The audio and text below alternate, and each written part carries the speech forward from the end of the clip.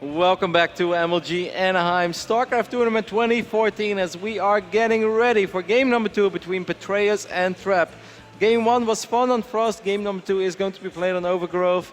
Anything you're looking forward to in particular, X, or Alex, I should say? Yes, there's always something to look forward to in a StarCraft 2 game between two incredible competitors like these two. I'm going to be looking out for, I think the eyes are on Petraeus here. He's down 0-1. This is a huge test for him. I think this is obviously one of the best players in his group, and this is a good chance for him to kind of make a statement. So I don't know what that means as far as Petraeus' play is concerned. I don't know necessarily what path he takes, but I think the eyeballs are going to be on Petraeus here to pull something out and get a victory. I love where you're going sometimes with these sentences. I have like no idea where you're starting, and like, I feel like somewhere you're getting lost in the middle of it. I'm not getting lost, man. I know what I'm talking about. But it's awesome. I'm enjoying it. As we can see over here on the right top side of Overgrowth, we have a Red Protoss player who is currently leading 1-0 and is definitely one of the best players in this group, like you said. It is Trap.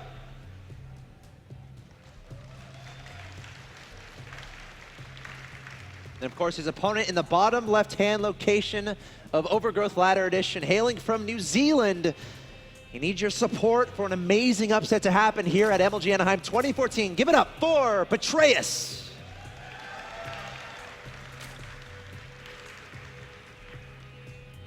Once again, we saw the pylon being wiped in on the low ground, and once more there is a probe going down at 12-13 supply, which will most likely wipe in a forge. So this is basically just Trap saying like, hey, I don't care what you do, but as long as you don't go hedge first. I don't enjoy playing against hedge first. I don't like it. You're not going to do it. If you do it, I will cannon rush you. I will find your hedge first, and I will cannon rush it. I like the reference there. I like it. You could pull off Liam Neeson. How do you say his name? Liam Nielsen or something? Yeah, I think you can pull that off. I don't think I'm half badass enough. You can do it, man. I'm a little girl, man. Like the other day, I saw a snake in the wild. And I screamed and ran away. You're not supposed to say that. You're supposed to say you grabbed it with your hand and then made a fire and cooked it. No, ate it. I'm not a southerner. All right. Well, I'll take you under my wing. I'll make it happen. Way too scary. The Texas life of yours is way too intimidating for me. Either way, you're gonna love it. We see the Nexus being the follow-up for Trap. Everything is going according to plan so far. This time, Petraeus was able to get his hatchery down a little quicker in his natural. You know, looking at the last game as well, Alex, I think it's safe to say that at a certain point, Petraeus had so many queens. I would have loved to see ridiculous creep spread. Like, he definitely had some creep tumors going down on both paths of the middle, but like that one hatchery already took way more damage because his queens, which was the majority of his army at that point, were out of position. This allowed the Zealots to do more damage, and even though they were able to save the hatch the first time, because it took so much damage, it did die in the follow-up harassment. I think small things like that, those unforced errors, if he fixes those, he might have a better shot, because I don't think it's necessary to lose a hatch in such a passive game, and there was nothing else in that phase in the game going on other than that one warp prism on the south side of the map. Sure, and that's what separates Trap from a lot of players, and I really love that point. I think root players are really good about prioritizing the spell casting units, you know, specifically the queens. I think that's something Katz has kind of impressed onto his team, really getting those really good units out and then using them to their full potential. So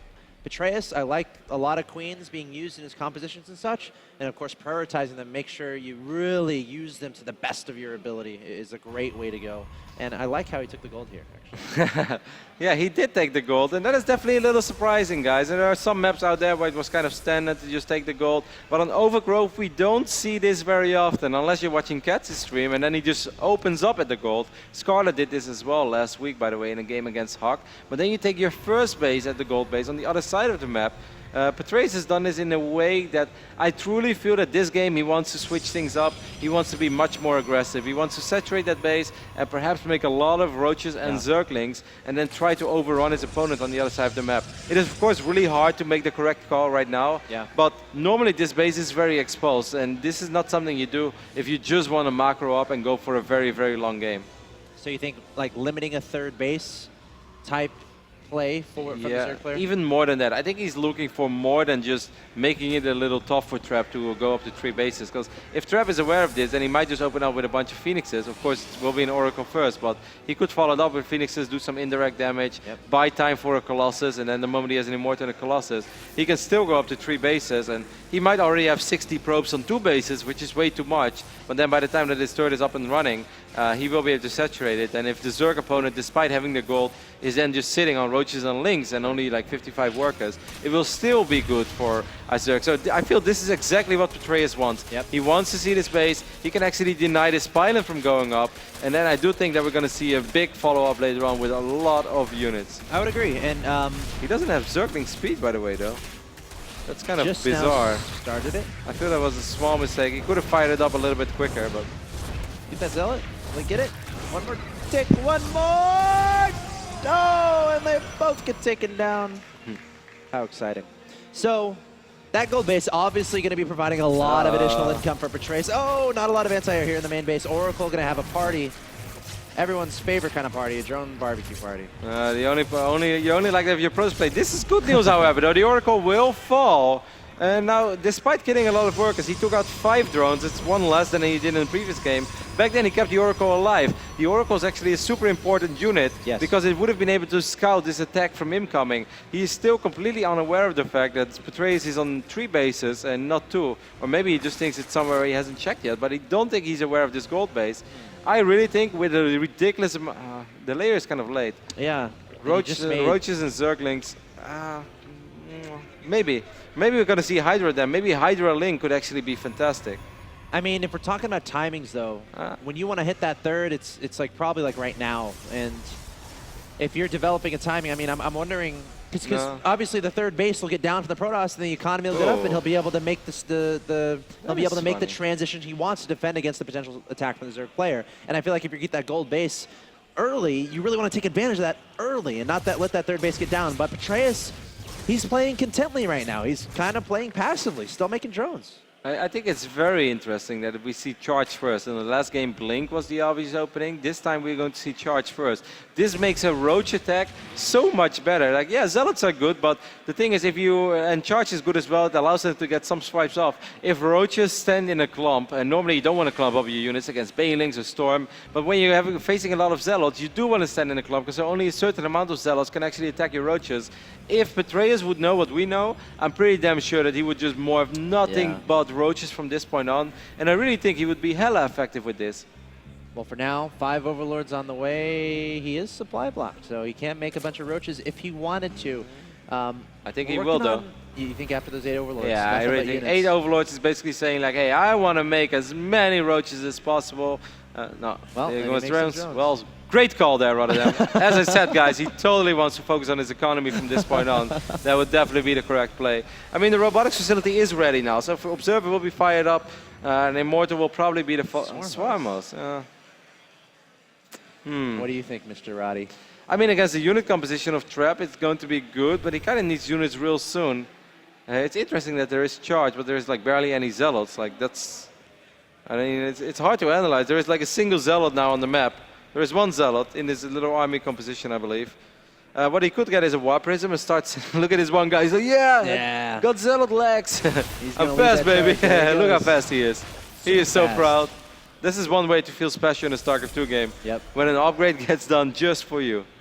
It's like, I knew I was special. They didn't bring me in all the way from Aya for nothing. I think his family will join him soon in the form of the Warp Prism, though. Yeah, the Warp Prism is, of course, going to be fantastic. It will be complemented very well with charge slots. Now Trap is going to see the Locust, and he's like, oh, I'm not very happy to see this because I have nothing that's good against Swarmos currently. And during Locust gets fired up now. It's a little late to the party. Yep. Petraeus is playing a really interesting style of Zerg. He's playing this so passive, and of course it's really hard to overrun these world-class players, but sometimes overrunning has a higher success rate than giving them a lot of time. Sure. On paper, this is definitely not looking bad for our New Zealander, I guess we call it. Kiwi? Our Kiwi, yeah, let's call him a Kiwi. Kiwi works. Because, you know, normally having Swarm most against so many Stalkers and all the upgrades that so far are not very effective for Trap is not a bad thing, but this is still going to go into a very long game, and you know I'm always worried when I have to go up against someone like that. Oh, this is a really good timing for this attack, I think. But look at that, Petraeus scurrying some Roaches back to his main base to deal with the family members. Sick burrow micro there. Did you see that? He did it so smooth, so quick. He immediately burrowed the Roaches and sent them back, ungrouped them from his group. Small things, but he actually did it very well. The best players do that stuff well, like burying a Widow Mine or unburying a Widow Mine really quickly when you don't want its shot to go off. Petraeus, some really cool play here.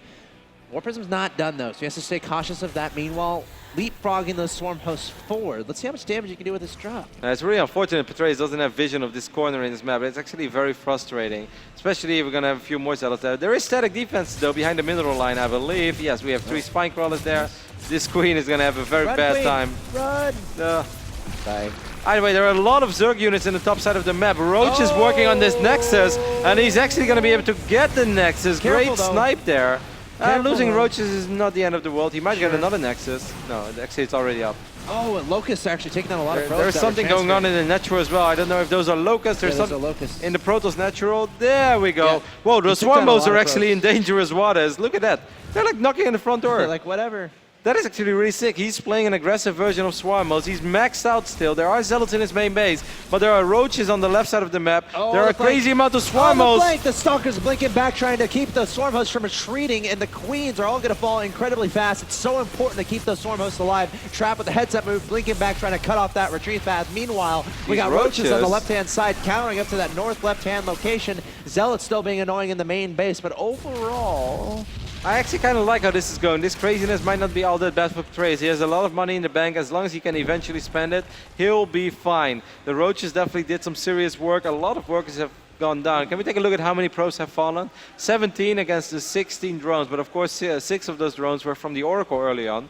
So economically, this doesn't look all that bad for our Kiwi. Yeah, 6 Infestors on the way too. Whenever you have Infestors out, you can have some fun. Start throwing that green goop on your Protoss opponent. You get a Swarm Host mixed in. You could take advantage by sending the Locusts in at the same time. So we'll keep an eye on that.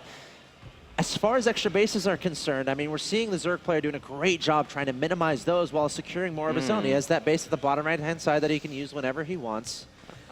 And as far... Go ahead, sorry. I really like where this is going for Petraeus. I would love to see a couple of Infestors eventually. He's losing a lot of Zerglings here, but that's not too bad. But he has 5 Ultralisk on the production tab. Those Ultras are fantastic against pretty much every single unit that Trap currently has. They don't have all the upgrades yet that they need, but they're still very good. Stalkers actually blink forward. A few of them will die against these Locusts. I just feel that Trap took some real economic damage in a phase of the game where he can't afford it. Yeah, he lost a lot of probes once that third Oh, we have was getting Infestors. attacked. Wow. Yeah. Those Infestors, if Fungo Grove lands on those know. Stalkers and the Ultralists jump on top of their prey, this should really be a winnable fight, especially on creep. Off creep, it's still going to be a little tricky because Trap is, Trap, he's damn good at StarCraft. Another drop, not surprising to see. Always something like this going to be happening in a game like this involving Trap. They're going to get tracked down pretty quickly here, though.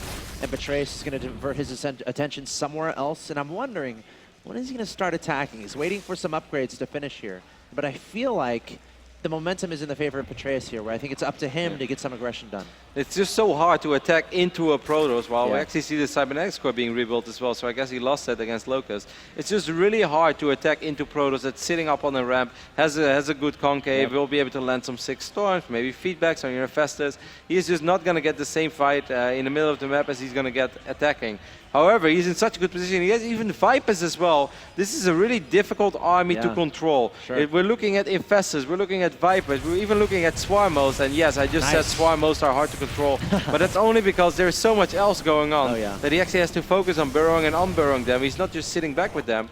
But if he executes this well, he's going to murder this Protoss army. One fungal would have been so sick on the High Templars. In the back, be careful. Ultra's trying to get some snack before the big main course of that Protoss army. Meanwhile, a drop of Zealots once again in the main base. Still a big engagement I feel like is about to happen. Locusts are actually coming in from the right-hand side there, just below the natural expansion. We see the Swarm Host there. Petraeus has to play this perfectly. That's why he's being so patient. Yeah, these Zealots are being a real pain in the ass. There was a Spire. I would love to see him just make 2 Corruptors or something, trying to kill. There were so many Spine Crawlers in the main base, but the Zealots are still doing some real work. However, these Ultras had enough. They want to fight feedbacks. Nice fungal there on the Templars. Feedbacks killing a couple Infestors, though. Got to be careful. And now the main Protoss army coming back. Petraeus has to be super careful here. This is a scary Protoss force. The Stalkers blinking forward, trying not to let those Ultralists retreat. And Trap, he's going to be pretty happy about how that went. Yeah, that was a pretty bad fight in the end. Like the Ultras just did not have the positioning that they need, or the concave, the surface area basically, to do a lot of damage with their splash attack. They all just kind of died one by one. 4 out of 5 Infestors got feedbacked immediately. And yes, he did land a good fungal on the High Templars, but everything else got feedback. That was not the fight that Petraeus needed. Fed back. or feed-backed, one of the two. DT's ravaging the natural expansion, and Petraeus, unfortunately, I think he's fallen apart a little bit. Just too much going on everywhere. His main base continually being assaulted by those drops from Trap, and that's on purpose. Trap surging into Petraeus' side of the map, targeting down that hatchery, and I'm not sure if much of a response exists here for Petraeus. There's the GG. Trap with the 2-0 victory. Very smooth sailing. Petraeus, it felt like Petraeus was putting up a fight, but at the end of the day, Trap was just like, whatever. Yeah, I definitely think game 2 things look even a little better for Petraeus than they did in game 1. But it's just really hard, even when you have a minor advantage, to capitalize on it against a player like Trap. Trap knows that he's in a little bit of a dicey position, so he's like, you know what, I'm just going to sit back for a while. I'm going to get a lot of cannons and make sure that I won't expose my army. I won't give you that engagement that you dream of. I'm not going to stand there and let you fungo my Colossus, or let them just like get abducted into something. Like, no, I'm going to keep everything as far back as possible, and I'm going to trick you into thinking that this is a fight that you want to take. But as we saw, that was not a fight where the Ultralists wanted to fight at all, as they just were not able to attack. They kind of died all. They funneled through that little choke and died one by one. That's a tricky thing to handle. And another thing I just love to see from Trap was the Warp Prism play. I think that was instrumental in both games, getting those Warp Prisms out, making sure they stayed relevant throughout the entire game. Even if Petraeus had some defenses here and there, Trap was always able to find a vulnerability, able to sneak some Zealots by, even added in some DTs a little bit later, which are arguably 5 times more terrifying than those Zealots. So I thought Trap played that really well, building up those bases very patiently, building up that very strong unit composition, while incorporating that draw play to try to keep the Zerg on his toes. Yeah, he did try well, but that Warp Prism was indeed horrible for him to deal with. Maybe if he just would have had the Spire. I think he dropped the Spire at a certain point, but I've never seen any air units actually. Maybe 1 or 2 Corruptors would have already made his life a lot easier, but in the end of the day, he's playing a very passive style with an army that's as hard to execute as anything that Zerg gets. Like, even Swarmos become hard units to control in that phase in the game, which sounds so stupid, because I know everyone just thinks like you burrow them and you rally in the Locust, but it's really not that easy when you're also relying on Vipers, on Fungal Grove. You suddenly have to think about like 2, 3, 4 different groups, very fragile units as well, that if they're exposed, they're really weak. So he was giving himself an almost impossible task, and unfortunately for him, he wasn't able to execute. A lot of props to Trap for just playing an excellent PvZ series and living up to the expectation of him being one of the strongest players in this group. Yeah, Trap with a 2-0 victory. Going to be super happy with that. And we get to get some words from Mr. Trap from the beautiful Day 9 and Smix. Thank you so much for calling me beautiful, Axel Toss. I also have with you the winner of our third main stage match, Trap, who played absolutely magnificently. I want to ask, going into this series, I understand that you had fallen to Puck 1-2. Heading into this match, how are you feeling? 전에 그 퍽 선수한테 2대1로 졌잖아요. 그래서 이 경기 들어가면서 무슨 생각했나요? 좀 지금 컨디션이 별로 안 좋아가지고 그냥 별 생각 없이 들어갔고 그냥 어떻게 해서든 이기겠다는 마음가짐으로 했어요. To be honest, my condition currently isn't that great, so I honestly didn't have many thoughts going through my head, but the only thought that I did have was I just need to win. Well, in game number 1, we saw Petraeus get that really difficult to deal with Queen and Ultralisk and Broodlord mix, and every time you seemed to engage him, you came out on the losing side. How are you able to eventually pull it together and close out the game? 이제 그 첫 번째 경기에서는 그 게임을 할 때 약간 상대가 좀 어려운 유니트가 많았잖아요. 그러니까 그 여왕, 뭐 울트랄리스크랑 무리군주를 합쳐서 좀 상대하기 좀 어려운 건데, 그래도 이렇게 싸우면서도 좀 많이 지는 것 같았는데도 이겼잖아요. 그 경기 어떻게 이겼나요? 그냥 제가 초반부터 유리하게 시작해가지고 그냥 자원력으로 이긴 것 같아요. Honestly, I just feel like from the beginning of the game I had an advantage, so I was able to win just purely based on my economy. Well, I mean, game 2 seemed to be sort of a different tune to that. You saw your opponent get an extremely fast gold base. He began applying pressure to you with swarm hosts and roaches taking out your expansions. What was going through your head in game 2? 두 번째 경기에서는 상대가 빠른 골드를 선택을 하셨고, 그 다음에 군단 숙조로 그렇게 경기가 흘러갔는데, 그 경기에서는 무슨 생각이 들었나요? 처음에 점막이 잘 펼쳐지고 이제 군단 숙주가 처음 뜨는 순간 되게 불리하다고 생각했어요. 그 금멀티 때문에.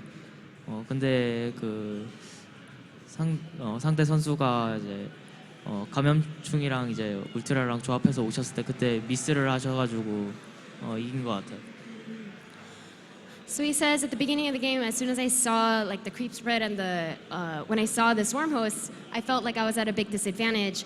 Then as the game continued and I saw that he had a composition of ultras and infestors, I think that he actually made a few micro mistakes there, and I think that's why I was able to win. Well, it was a solid display of PVZ.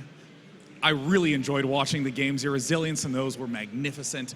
And since you have so many fans here, I know you don't get the chance to play in North America much because we're a little low on events lately. But tell me, Trap, anything you'd like to say to your North American fans? 이제 여기 북미 대회 오셨잖아요. 이렇게 막 흔한 기회는 아니고 그래서 북미 팬들에게 한마디만 해주세요. 제가 이제 한국 선발전에서 이제 올라와서 되게 좋은 기회를 갖게 됐는데 이 기회를 발판 삼아서 좋은 성적을 거둘 수 있도록 하겠습니다. So guys, I came here really difficultly through the Korean qualifier, and I believe it was a really good chance for me. So as much as it was a great chance, I hope that I do a really good job here. So cheer for me. Well, you're winning fans left and right with play like that. Trap, congratulations again. Look forward to seeing you up on the main stage soon. Back to you fancy folks at the desk. Thank you, Sean, and thank you, Smix, and thank you, Trap, for those wonderful words. Really interesting stuff there from Trap. I'm certainly going to be looking forward to seeing how he does as the tournament goes along. And to kind of wrap things up a little bit as far as standings are concerned, Trap is currently in Pool A, sitting at 1-1. So he did lose to Puck earlier, which was interesting. Yeah, that's surprising. No matter how we look at it, we all know that Puck is one of the best Protoss players in North America, but Puck defeating Trap on a tournament like this, that is nothing but fantastic for Puck. And let's not forget, even though Puck was the first player last week to be eliminated at the Battlegrounds North America, he also played some fantastic StarCraft. And Puck actually looks like a player that can go very far in this tournament, with his PVZ being pretty much the best in North America. I personally think, that's my opinion, I could be wrong, but I think Puck has the best Protoss versus Zerg in North America. If his PvP is apparently good enough to defeat someone like Trap, well, then Puck might actually go very far, might have his best run ever. Lots of interesting storylines brewing here at MLG Anaheim 2014. Ladies and gentlemen, stay tuned. We have plenty more StarCraft 2 coming your way. Don't go anywhere.